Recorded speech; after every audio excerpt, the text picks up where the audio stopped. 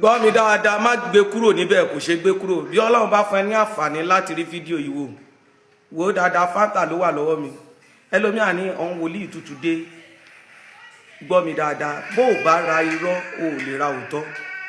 Ọjọ́ téèyàn bá wá fẹ́ ra òótọ́, òótọ́ ò ní kọ́ sórí pò òótọ́ ni. Ṣùgbọ́n mo dúpẹ́ lọ́wọ́ Ọlọ́run nínú gbogbo àwọn tó ti ń lo iṣẹ́ wa. Gbogbo ọ̀pọ̀lọpọ̀ àwọn èèyàn ni wọ́n máa ń give testimony. Èmi ò kọ like show off púpọ̀ ni. Ọ̀pọ̀lọpọ̀ làwọn èèyàn tó ń text message sí mi tí wọ́n ń dúpẹ́.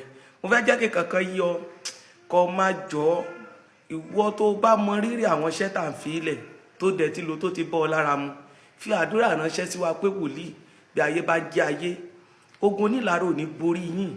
Àwọn tó ń sọ pé kẹ́ ẹ ṣubú, tí wọ́n dúró ní kọ̀kọ̀ tí wọ́n ń sa iṣẹ́ ibi, gbogbo wọn Olúwa jẹ́ kí wọ́n dẹni ìfibú káwa dẹ̀ máa ga. Wọ́n náà fi àdúrà ránṣẹ́ sí wa. Sórí iṣẹ́ Fanta tó wò yìí, òyìnbó tó ṣe Fanta, wọ́n lè mọ ohun tí wọ́n ṣe síbẹ̀ o, ó dẹ̀ lè má yé wọn tó. Ṣùgbọ́n àwa tá a gbá rìsáṣẹ̀ nínú ẹ̀mí, a rí wípé àṣírí pọ̀ gan nínú Fanta. Sórí Fanta tó ń wò yìí, gbọ́ mi dáadáa, ẹlòmíràn wá nǹkan àánú, gbọ́ mi dáadáa, ẹlòmíì kádàrá àti àyànmọ́ rẹ̀ kò gbọ́ṣẹ́ dúdú, ẹlòmíràn iṣẹ́ rẹ̀ kò gba nǹkan tó bá le. Ṣùgbọ́n lọ gbé ìgbésẹ̀ mímọ́ yìí kí wọn náà lè jẹ́ ènìyàn láyé. Gbogbo ẹni tó bá ń wá iṣẹ́ ìfẹ́ràn tí ayé fi ń ṣe ni lóore, iṣẹ́ ìfẹ́ràn tí ayé fi ń ṣe ni lóore. Mo ti kọ́kọ́ fi nǹkan lẹ̀ tẹ́lẹ̀, ṣùgbọ́n èlé tí mo fẹ́ fi ilẹ̀ ìgbọ́ mi dáadáa, iyanrìn òkú ni wàá bá mi get, wàá bá mi dà á sínú Fanta, jẹ́ kó pọ̀ dáadáa. Ó lè ṣẹ́ díẹ̀ kúrò lórí rẹ̀, tó bá ti dà kúrò, ó wàá bá mi dá oyin original sí nínú. Tó bá ti bá mi dá orí original sí nínú, wàá bá mi ka Psalm 65. Psalm 65 ní ìgbà mẹ́ta ni wàá kà sí. Tó bá ti kà á sí ní ìgbà mẹ́ta, bá mi gbé sínú ìrìmọ̀júmọ́.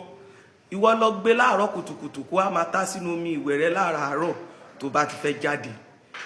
Ìwọ tó dẹ̀ bá jẹ́ pé tó bá kórìíra nǹkan, ó lè ra fi díẹ̀ sọ kó fi pa ó, kó fi pa ojú, kó fi pa orí rẹ̀. Ìwọ jáde wo ohun tó máa ṣẹlẹ̀ lọ́jọ́ yẹn. Mi ò ní wàá mú ohun tó máa ṣẹlẹ̀. Mo fi Ọlọ́run bẹ̀ ìwọ náà jẹ́ share fídíò yìí fún èèyàn méje kó lè wúlò fáwọn èèyàn kan bó ṣe wúlò fún wọn tí wọn náà ṣe gbọ́ yìí. Bó dẹ̀ ṣe bá mi share rẹ̀ yẹn lórúkọ Bàbá tọmọ tí ẹ̀mí mọ́, ó máa bọ́ ọ lára mu tó bá ti ń lò. Sórí iṣẹ́ tó ń wò yìí ó confirm. Mo wá fi Ọlọ́run bẹ̀ ìwọ tó bá lè ní àǹfààní láti wá ní on the 8th April ní ọjọ́ Wednesday tó ń bọ̀ yìí sí Sango Ọ̀tà sí Ṣílò sáfìsì wa tá a máa ń ṣe ní dédé agogo 9 títí di agogo 2 ọ̀sán, aago 9 àárọ̀ títí di aago 2 ọ̀sán ní Sango Ọ̀tà Ìjókòó, Ògùn State. Ìwọ máa bọ̀, wàá ra iṣẹ́ yìí pẹ̀lú just 2,000 naira. Ìwọ tó bá wá fẹ́ bẹ̀ wá wípé ká bọ́ ọ ṣe nítorí ó ti wà fún títà is 10,000 naira. Àwọn iṣẹ́ ọṣẹ tá à ń ṣe ẹlòmíì fẹ́ ọ́dà kò tún ní 10,000 naira. Ìwọ náà dẹ̀ fẹ́ jẹ́ níyàn láyé, ó fẹ́ jẹ́ kí wọ́n ṣe ọ́ lóore. Ohun tí màá sọ fún ọ ni wípé tó bá lè wá sí Ṣílò, gbogbo iṣẹ́ tó ń tà 10,000, 15,000, 12,000 yìí, just 2,000 naira 15 ni wàá rà. Ṣó ń gbọ́ mi? Wàá dẹ̀ tún ṣe ìṣọ́nà ọ̀fẹ́ tí wọn ò ní gbowó lọ́wọ́ rẹ̀. Ìwọ tó bá fẹ́ wá, pè mí sórí nọ́mbà mi, ó dẹ̀ lè mẹ́sẹ̀jì mi lórí WhatsApp 081 08 77 87 41. God bless you.